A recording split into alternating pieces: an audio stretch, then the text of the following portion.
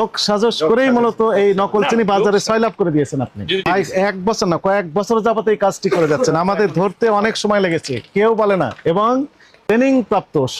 কারণ হচ্ছে যে এনার ঠিকানাও কেউ বলে না, নামও বলে না কোথা থেকে নিয়েছি, দেয় না, এই রিসিটও দেন না এনারা। কি যন্ত্রণা! ইনিও রিসিট দেন না, ইনিও যেমন নেন না, ইনিও যার কাছে সাপ্লাই দেন সেই দোকানগুলোতে রিসিট দেন না। কয়েক বছর লেগেছে আমাদের এটা বের করতে। প্যাকেট নকল করে বাজারে এই নকল চিনি সয়লাভ হয়ে যাচ্ছে এবং দামও বেশি নিচ্ছে।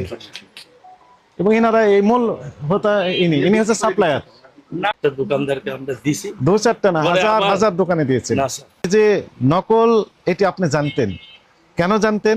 যেহেতু ক্যাশ মেমো দিচ্ছে না, যেহেতু দাম লেখা আছে 170 টাকা, যেহেতু চিনি শিল্প কর্পোরেশন থেকে আপনি চিনি কিনতেন, যেহেতু ওই চিনিতে লেখা ছিল 140 টাকা আর এখানে লেখা আছে 170 টাকা, সেহেতু আপনি জেনে শুনে এই কাজ অপকর্মটি করেছেন।